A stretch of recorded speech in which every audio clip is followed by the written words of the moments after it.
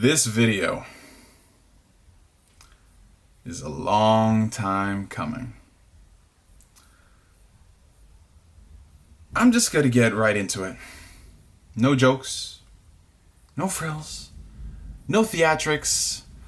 Today, what I'm going to attempt to do is talk about Xenoblade Chronicles 2. I have finally completed the game, and there is so much that I just need to I need to vent about, because it's been a long time since I've talked about this game on my channel. I've done a few videos regarding Xenoblade Chronicles 2. I did a first impressions video when I was about 10 to 15 hours into the game. I did a video talking about the overall performance. And then a month later, I did something that I normally don't do. I did an updated first impressions, because usually when I record first impressions, I like to use those for people who are interested in getting a game, but they want to hear more about it outside of just whatever the marketing will tell them. Very rarely will I do a updated impressions, because by the time I get to that point, I'd already finished the game, and I would do a final review. But Xenoblade Chronicles 2 is different. Xenoblade Chronicles 2, I believe, was the first game where I ever had to do an updated impressions. And to a lot of people, that might not sound like a big deal. Like, okay, you're talking about this game from a different point. Okay, sure. But with Xenoblade Chronicles 2, if you compared my first impressions video to my updated impressions video, it's literally night and day. And I'm not just talking about the fact that I got a new camera.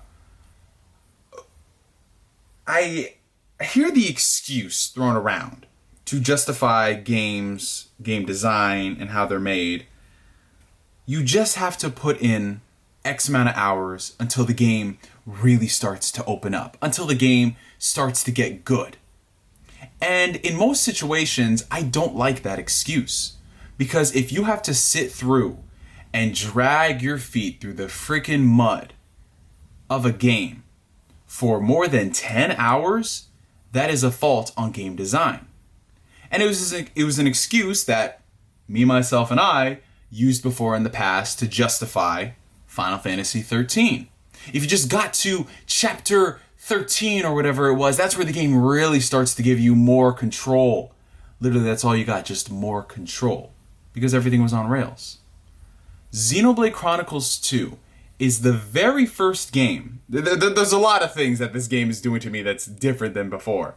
It's the very first game where I can comfortably say, if you are able to put time into this game, if you are able to get through the first few chapters, you are in for one of the most engrossing and entertaining RPGs of recent memory. And I don't say that lightly, because I play a lot of RPGs, whether they are Western RPGs, whether they are Japanese RPGs. I play a lot of these games, and I don't discriminate between them. I can comfortably say that Persona 5 is one of my favorite RPGs of this generation, alongside The Witcher 3. Xenoblade Chronicles 2, I can add to that list. Oh my freaking God. The more time you put into this game, the more you realize that it is one of the deepest RPGs out on the market.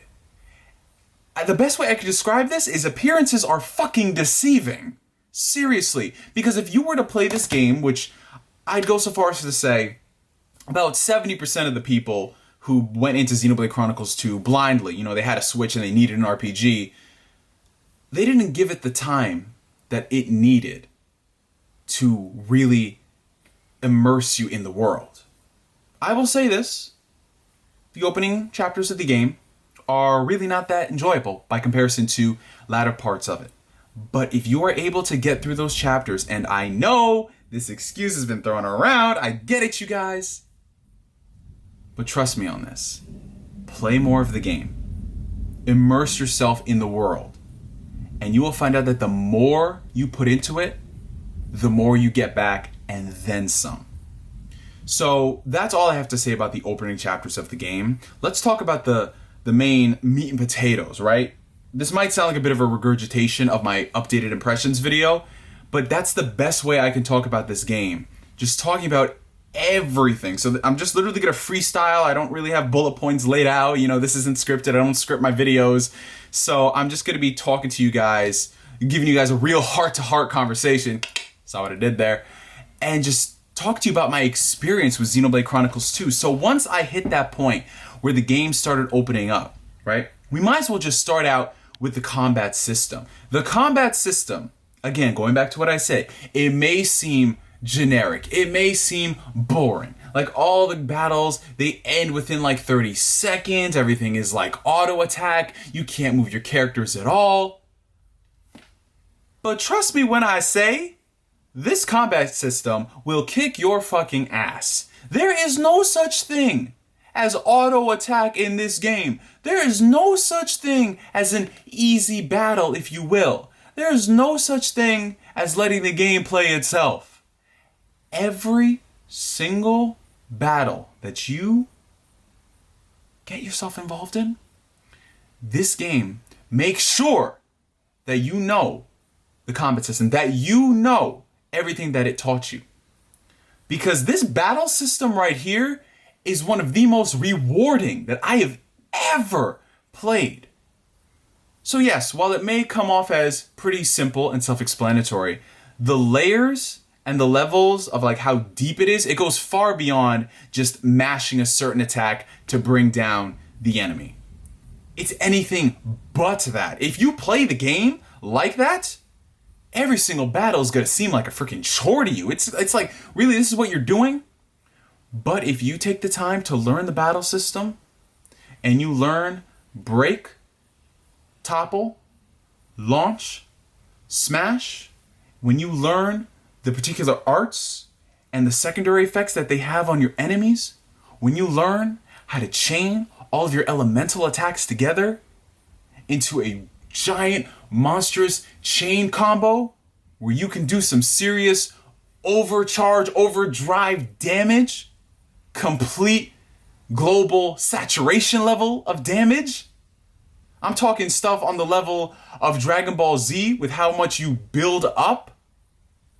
This game goes far beyond just press this button to attack and then you win.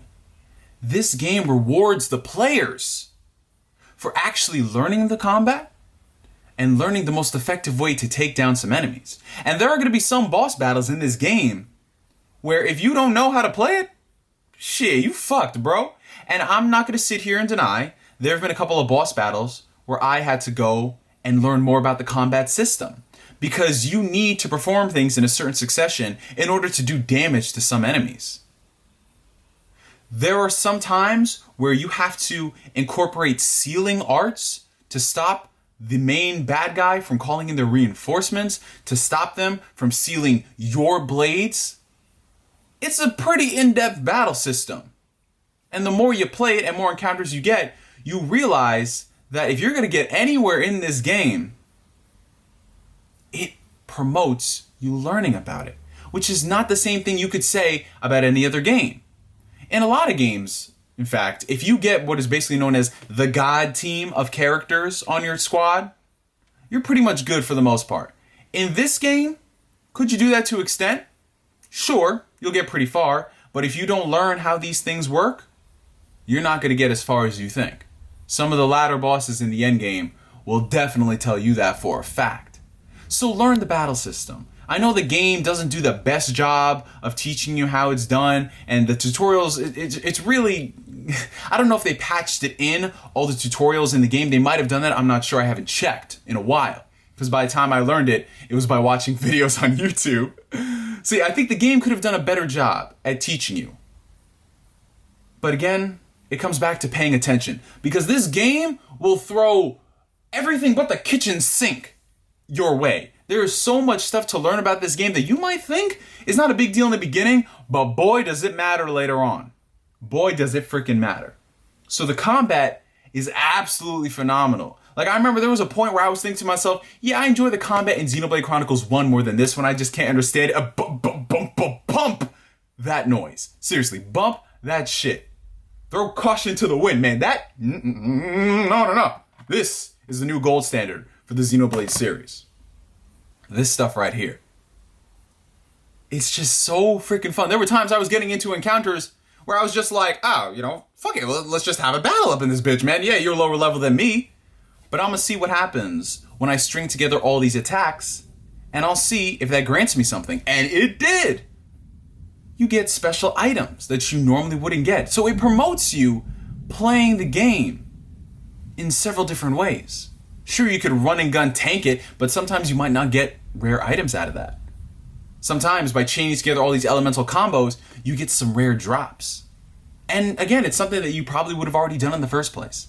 So the combat system, while it might seem very easy at the beginning of it, and then later on it becomes very cumbersome, if you learn it, trust me, you are going to have so much freaking fun with it. And I love how all of the characters, right, the blades that they have, they could be different classes. So you can have tank, you can have healer, you can have attacker, and you can control multiple characters throughout the game. So if you don't like playing as Rex, you can play as Nia. If you don't like playing as Nia, you can play as Tora. If you don't like playing as Tora, you can play as Zeke. And if you don't like playing as Zeke, you can play as one of my favorite characters in the game, Morag. With her trusty blade, Bridget. I fucking love Morag. Anyone else in the comment section, like, really? Like, you don't know why you love Morag, but you're just like, yo, you're pretty freaking cool. So, yeah. Speaking of which, let's move away from the combat system. We might as well just talk about the characters in the game. So, this is where it's going to get kind of dicey. I know like the Xenoblade fandom is like split right down the middle on what they thought about the characters. Overall, when I first met the majority of the characters, I really didn't like them. I thought they were like one-dimensional anime tropes, and to an extent by the end of the game a lot of them are. I think my best friend Tundex, formerly known as Dante86, he said it best. Rex is basically the Xenoblade equivalent to Sora from the Kingdom Hearts series, and that's all I freaking gotta say, because if you guys have played Kingdom Hearts you will understand that. Rex is a character that doesn't really have too many flaws. He's very, gung-ho, very happy. He's always there for his friends. He's always thinking on the brighter side of things. Like, that type of shtick. He's not the deepest character in the world. He's not on the level of Shulk, but you still like him because of what he represents, and that's okay. So as a protagonist goes, Rex was alright. He's not my favorite, but he was serviceable. He did the job, and I liked the interactions that he had with the other characters. It was very funny, which is another thing that I really do think, this is going to be a little bit of a tangent, the art style of the game and the overall humor and the dialogue that goes on, I think this was a very good choice, because if you were comparing this to like the previous Xenoblade Chronicles games, the first one and X on the Wii U, you would see that the way that the characters look, it looked kind of funky, man. You could attribute that to the lower horsepower of those consoles, but I think the switch to the more anime style, if you will, more cartoony, really benefited those situations. It especially got more expressive for the main characters, if you will. Not everybody looks as good as the main cast. You can tell who's a main character and who isn't, as you could in any other RPG. But as it stands, I think that the anime aesthetic works well for these characters. Some of the designs can be kind of wonky. Pyra and Mithra, I don't care what people say. I don't like that design at all. Decent characters, but no. But yeah, going back to some of the other characters in the game, I liked how well-rounded they were and how the game really gave them the opportunity to shine. Very often in a lot of RPGs, people are just put into the parties just to round out an arbitrary number. The Tales series is one of the, I don't want to say the biggest offenders of this, but they do have situations where they have characters there just for the sake of. We really don't learn too much about them, unless you do like their character-specific side missions. But Xenoblade Chronicles actually incorporates those missions into the main story, so everybody really has a chance to shine, well, at least as much as you could while going through and progressing throughout the story. So in that respect, I liked the cast of the game. I didn't think that they were like, game changers for the RPG genre. I thought that they did what they were supposed to do, and they had a lot of good moments out of it. I would love to see these guys expanded upon if they were to ever come out with more DLC, but they did say that the game was pretty much done, and Torna is going to be the only expansion. It kind of sucks because I think that these guys, they were likable enough that they could warrant having more side missions attached to them. But in addition to the characters, talking about the story, again, going back to the characters of the game, the story itself, it's okay. It's a good story. It's a solid story overall. It pretty much plays out how you expect. It's not going to be something that, again, changes the world or sets everything on fire. Like, wow, I didn't expect that. With the exception of one part, which we'll touch on later, but I really did love the story overall. I thought that, it was pretty engaging. There were a couple of things that I would have done differently as far as structuring goes. There's a particular thing, and this isn't really a spoiler at all, but at the start of every chapter, you get a flashback scene to particular events that affected, some of your antagonists, if you will, and their backstory behind it. So in these cutscenes, it was giving them backstory, but it was really kind of wonky because when you meet these characters in these particular segments throughout the games, the antagonist, you're supposed to piece together the things about them through these flashback cutscenes. And I'm just not a big fan of that from a narrative structure. I think there were better ways to handle it. Obviously, Torna is a good example of that. But the way that they're handling the backstories for the characters, it doesn't really, without getting into spoiler territory, I feel like they could have handled it better as far as that is concerned. Because by the time you get to the point where you're really seeing the villains on a consistent basis, that's pretty much the end of their journey. And it kind of sucks because you'd want to see more development for the characters. Again, that is a problem that a lot of RPGs have, especially if you're trying to develop so many of the main characters and so many of the side characters and the world, in addition to the villains.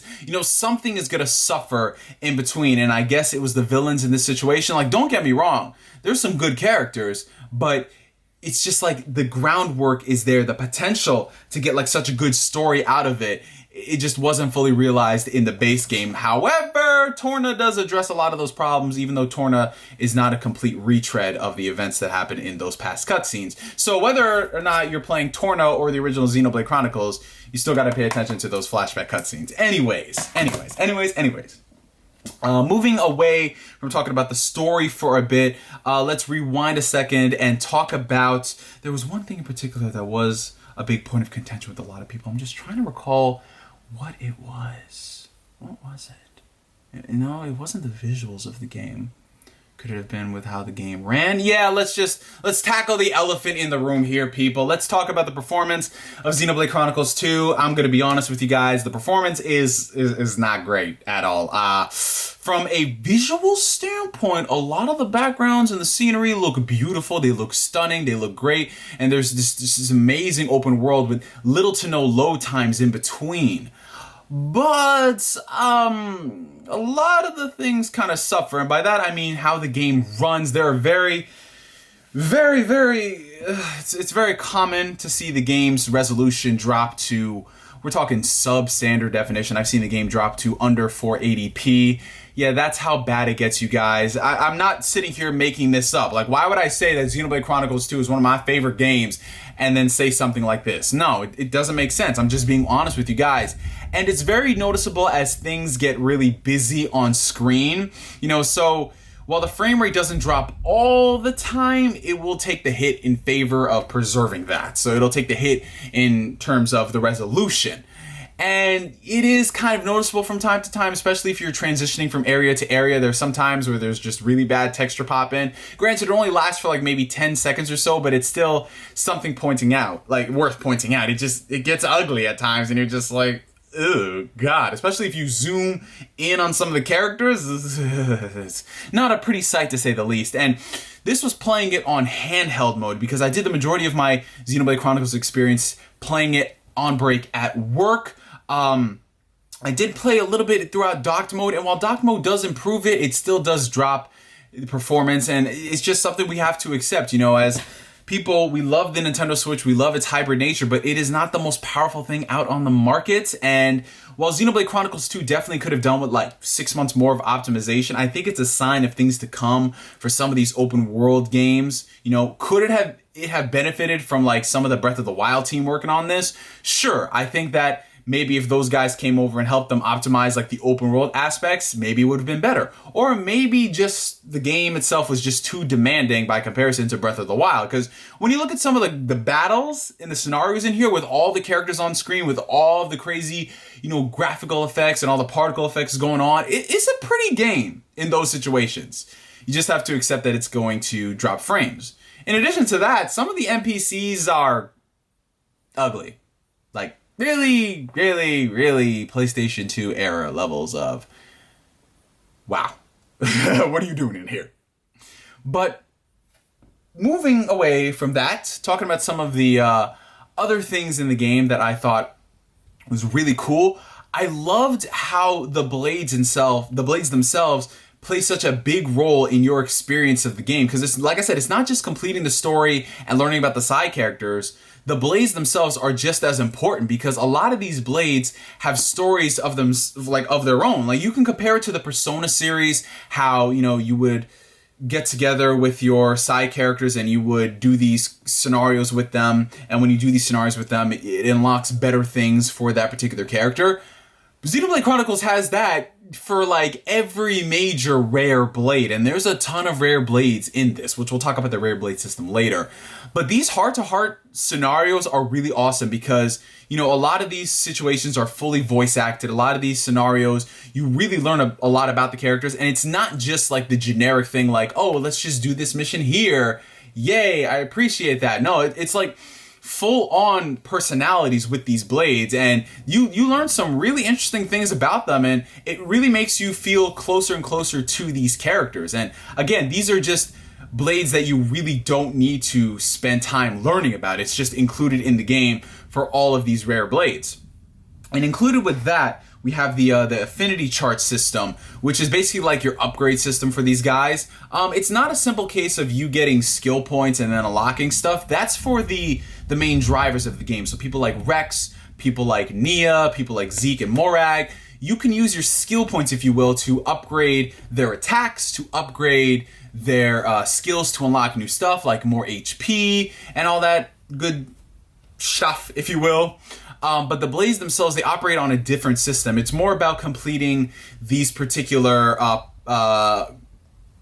quotas, if you will. Like this one, for example, is, beat a certain type of enemy at this place and do that like 15 times and it unlocks this little notch and then you get something out of it. Some of them are more specific, like you use this character's favorite food item, which you find out by, feeding them food.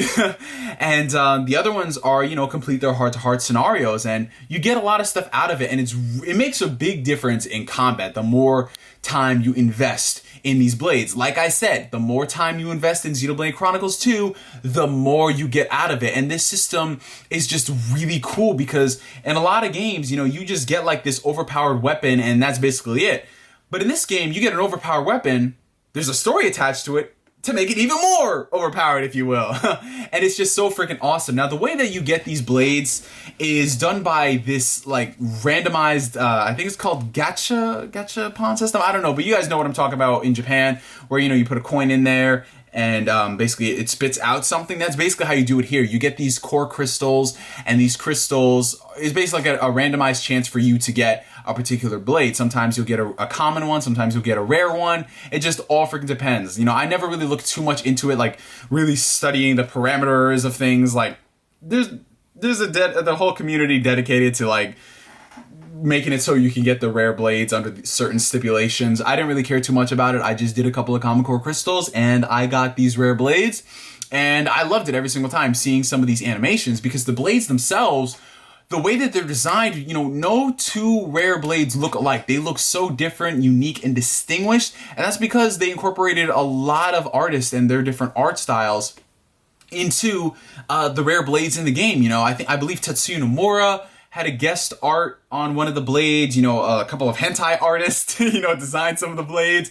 That's how crazy it is, and it's just really cool seeing all of these blades and what they're capable of, man. Again, it goes back to the combat system. When you see them pull off all these crazy attacks, it's awesome. But that's not to say that you can't get a lot of good benefits out of some of the common blades. For a good majority of the game, you're going to be using common blades as sort of your backup blades, if you will, to execute all of these elemental combos. So while the randomized system approach to the blades is gonna, tick some people off. It's not gonna appeal to everybody. I personally thought it was okay for this game, and I'm very much surprised that Nintendo didn't go ahead and monetize this, because this is like, if this game was published by EA, they'd be selling you like loot boxes filled with core crystals. It's just literally, the system is made for you to monetize and microtransaction the player to death. And the fact that they didn't do this, I'm not saying we should applaud it, but it's just worth pointing out that it's like, wow, they actually aren't doing egregious DLC practices. And Torna is another freaking example, because this is a full-on expansion that's included with a $24.99 season pass. But anyways, we'll talk about this beauty later. Let's see, what else was there to discuss? We talked about the characters in the game. We talked about the combat. We talked about... we didn't talk about the various side missions that exist. And yeah, side missions is done like it is in other games. You do these side missions, and the cool thing about it is that it helps build up the community, if you will. So if you do a certain amount of side missions, you're able to go back to the town, and certain things will be discounted, like how it is in a lot of RPGs. But it definitely makes the world feel alive, because with all these side missions, even if it's something generic and boring, you're still learning a lot more about the world, and it's something that I can really appreciate. When it comes to traversing the world by doing these side missions, sometimes you're gonna get a little bit frustrated, because the map itself, it's like, it'll be telling you to go one way, but it will be telling you to go like underneath something to go that particular way, if that makes sense. Like, you could be at a particular place, but it's not exactly where you need to be. And then come to find out that you need to be at this other place that's completely different. It's so weird. Everyone who's played Xenoblade will understand what I'm talking about. You've had a couple of issues with the waypoint finder in the game. It's not just a case of, oh, you just got to go up, or oh, you just got to go down. Sometimes it can be so confusing. But again, that's, one of my minor gripes with the game. It's not something that is going to make or break the experience, if you will. Oh, man. So like I said, this is completely unscripted, you guys. I'm just talking straight up. As you can see, there has not been one single edit or jump cut unless the camera battery dies. So we'll see. Fingers crossed it also doesn't run out of space. We talked about the majority of the things in the game. We talked about the characters. We talked about the story. We talked about the combat system. We talked about the side characters. We talked about the blades. We talked about the performance of the game. Oh, is there anything else outside of that particular thing? Is there anything else we gotta talk about? Yes, there is some stuff we need to talk about. The music? Yeah. The composer of this game did not need to go as hard for us as he did, especially for overworld music where you're just sitting and traversing the world. But he did that for us. He did that for us. And the amount of amazing musical tracks in this, bro, I listen to some of the stuff when I work out at the gym. Like the Gourmand Day theme, that thing goes hard. And then there was Roaming in More Ordain. Bruh. And mind you, some of these tracks are literally just roaming throughout the world, traversing the beautiful landscapes. He went that hard for us. Type down some respectful comments. Put some respect on this soundtrack. This game's amazing soundtrack. And oh man, I think that is everything I needed to talk about, with the exception of one thing. I'm sorry again down below to the people in the comments if I forgot to talk about any particular things. There's just so much to talk about in this game. And I'm not even done yet, right? I bought Torna, and it came with the DLC Season Pass for Xenoblade Chronicles 2, which means more missions to do. Oh, when you're done with this game, oh, baby, what is you doing? You are not done with this game. There is still so much for you to do, so many missions to learn about the world, so many bosses to fight. Crazy bosses, might I add. Like, who raised you type bosses. Like, who hurt you, girl type bosses. And even some throwbacks to an older Xenoblade game. Ooh, speaking of throwbacks to an older Xenoblade game. Spoiler territory here if you haven't finished the game. What is wrong with you? But then again, I finished the game like, 9 months after it came out? As I was playing this game, I wondered, what makes this a sequel? Why is this called Xenoblade Chronicles 2? At first, I thought they adopted the classic Final Fantasy approach. Every new game is another numbered entry. They don't have any relation. Sorry about that, you guys. Like I predicted, in fact, I jinxed myself. Camera stopped recording because it was just like, bro, who the hell sits here and records for this long? Pace yourself, nigga, pace yourself. But that's what we're doing in this video. What were we talking about again? Oh, that's right. The connection between Xenoblade Chronicles 2 and the original. That was weird. The game taking place parallel to the first game. Klaus? I'm sorry. Dr. Klaus. Now, I played through this finale when I was on break at work. And when I tell you I was just sitting there, literally my hand to my freaking face the whole time during that cutscene. Because anyone who's played the first Xenoblade, you will know that cutscene. And you start to think, this seems a little suspicioso. This is kind of familiar. Wait a minute. Where the hell have I seen this before? Oh, boy. They're about to do it, and boy, did they freaking do it. And when I got to the scene where Rex and them are fighting Mallows, and then it cuts to a different scene, and then the next thing you hear is Shulk's voice, I just about lost it. Mind you, I was in a public setting. I was just like, yo! And then people were just like, yo, what'd you get? You saw like a funny meme or something? I was like, nah, don't worry about it, fam. It's all good. That right there literally blew my mind. I mean, I had my suspicions about certain things, but obviously I didn't look too deep into it. I was just trying to finish up the game. But the second that happened, I hit the home button on my Switch, and I just needed to process that for a second. I was just sitting there like, damn, they really did that. They really freaking did that. Now we know why it's called Xenoblade Chronicles 2. It's not really a sequel. It's more like a game that takes place at the same time in a different universe. And I know there are people who are going to break down the entire ending. They're going to get more specific than I am. I'm just glossing over, the main facts. But that is just so dope. Because then you get to thinking about X's relationship to all this. And then you get to thinking about what could come after this. Like whoa. Like, literally, this is like some Zelda timeline shit.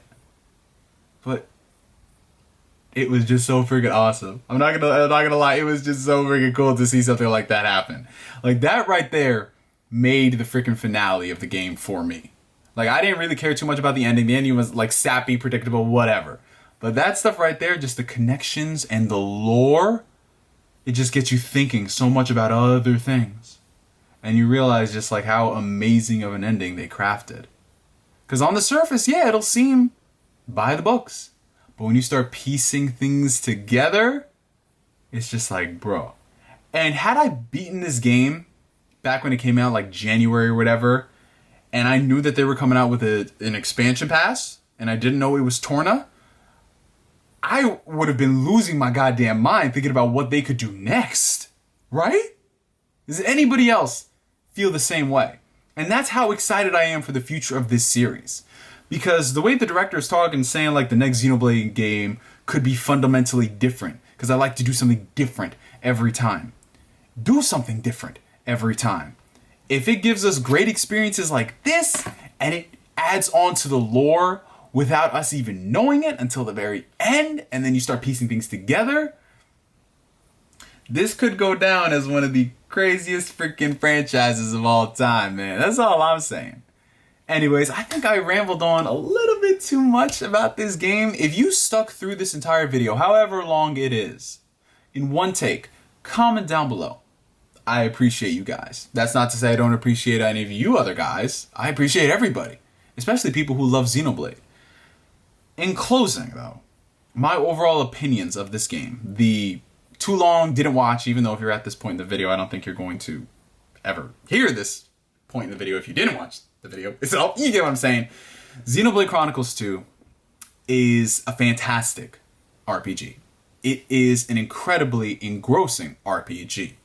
Were there a couple of things I would have done differently in the game? Of course. Were there a couple of things that I would have done to make the game, the best way I can say it is, more accessible and entertaining to people earlier and sooner? Yes. Does that change my opinion on the game whatsoever? No. Hell no, it does not.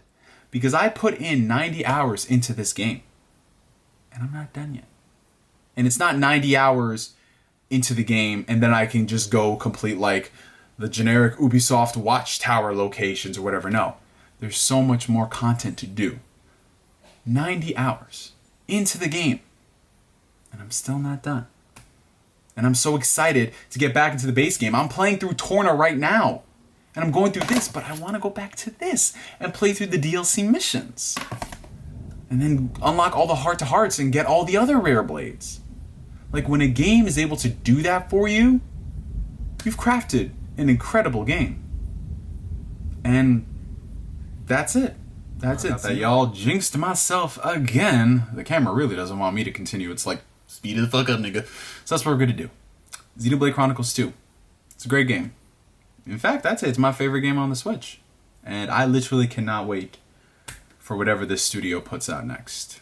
From me to you for now, my name is NGS signing out. And like always, I'll catch you guys later. Peace.